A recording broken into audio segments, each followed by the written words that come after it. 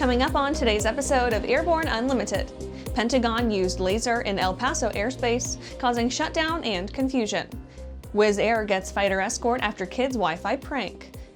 Air traffic controller trainee dropout rate hits 30%.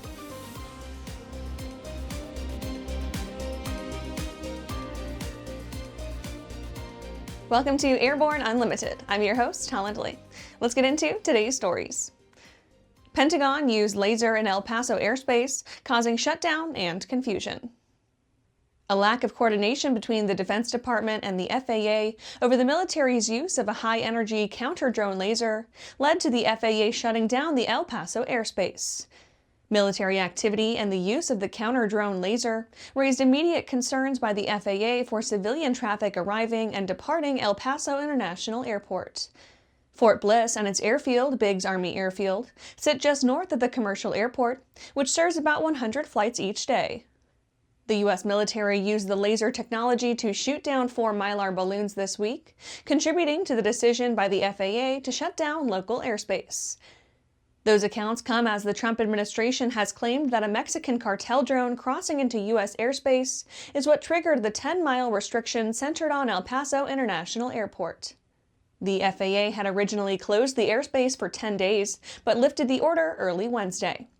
FAA and Pentagon officials had been scheduled to meet February 20th to review potential impacts and mitigation measures for a test of the laser system, a technology the Pentagon has been testing in more remote areas of the country, according to multiple sources. But the Defense Department sought to use the system sooner around El Paso, prompting the FAA to impose the TFR until that coordination could occur. After the break, Nautilus brings in $28 million to get blended wing aircraft airborne. The legendary BD-4C program is building an exciting future for those who want a rugged 4-seat family flyer with a proven history. The SureWings program produces a complete kit and builder assist program that gives you everything you need to be flying a BD-4CS in record time. For conventional kit builders, BD Aviation has parts, partial kits, and full kits for the 190-mile-per-hour BD-4C that has logged thousands of hours. Visit surewings.com and bdaviation.com for more detail. The next evolution of the TBM family has arrived, the TBM 980. Featuring the Garmin G3000 Prime avionics, the TBM 980 delivers next-level intuitive control and cockpit intelligence. At its core is a Pratt & Whitney Canada PT6E66XT engine and 5-blade Hartzell composite propeller, managed by a fully digital FADEX system for smooth, precise power. Fly differently. Fly the TBM 980. Welcome back. Now let's take a trip around the patch for some shorter stories with a new addition to the Aero-News team, Cam Walton. Thanks, Holland.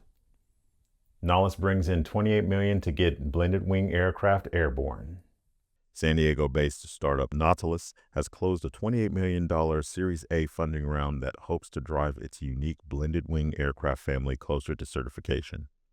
The effort was led by Draper Associates with extra participation from investors like Flexport, New Vista Capital, the Veteran Fund, Type 1 Ventures, and Wave Function.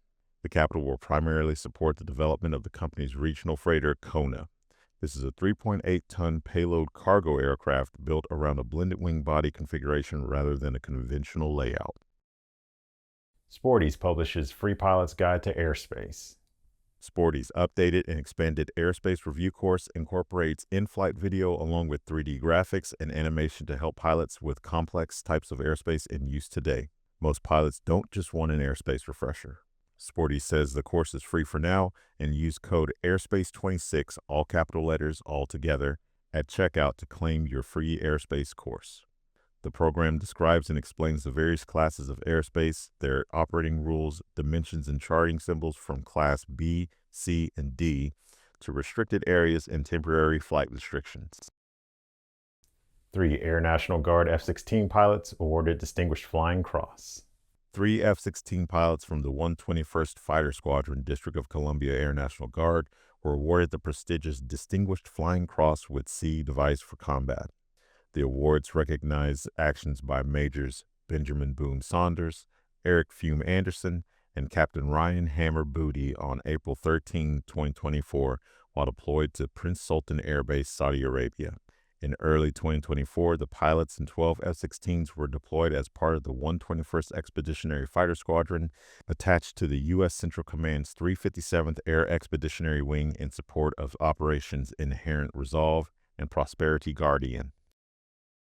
No drone zone temporary flight restrictions noted for Mardi Gras.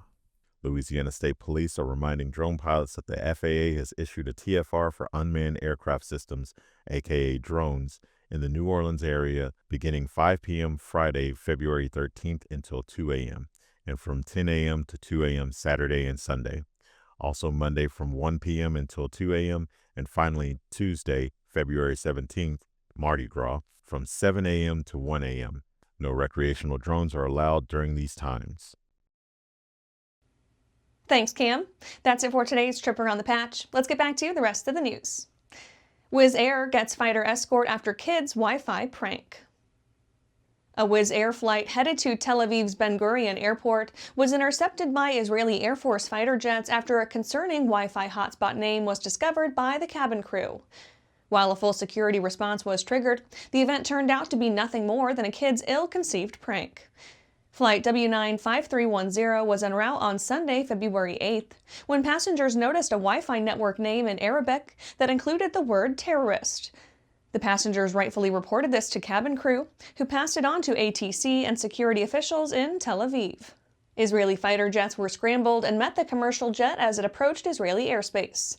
Flight tracking software showed the plane making a few loops over the Mediterranean Sea south of Cyprus to give authorities due time to assess the situation. Once the aircraft landed safely at Ben-Gurion Airport, authorities took the response one step further. Every single passenger and piece of luggage was hand-checked.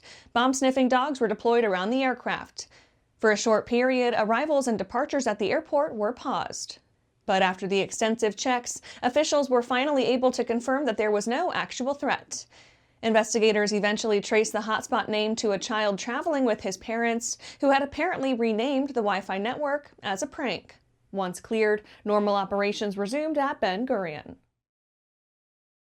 After these messages, air traffic controller trainee dropout rate hits 30%.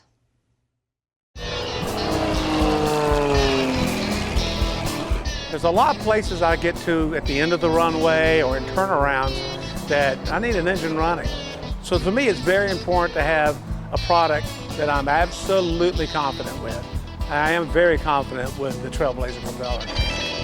And when I'm flying air shows, I know that propeller's going to be right for me.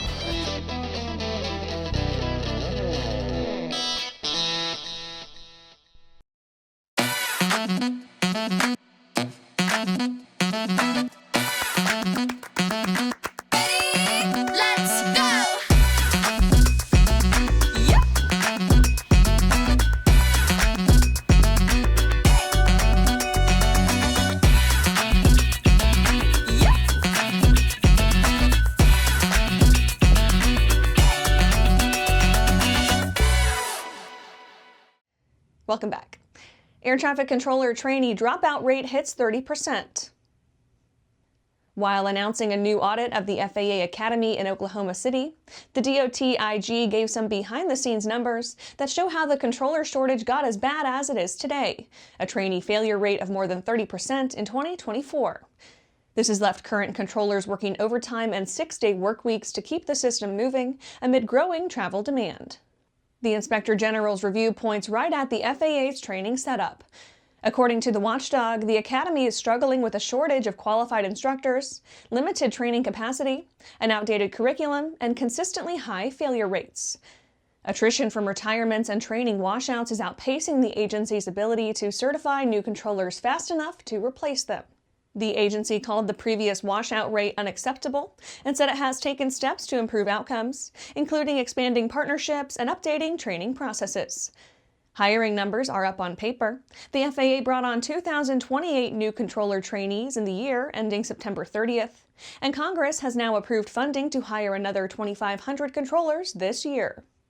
During the 43-day government shutdown, quote, 400 to 500 of our trainees just sort of gave up during the lapse, even though we kept the school open, end quote, according to FAA Administrator Brian Bedford. And that's our show for today. You can catch episodes of Airborne on YouTube, Roku, or Fire TV. Just search for Aero-News or Airborne. And don't forget to follow us on social media. Thanks for watching.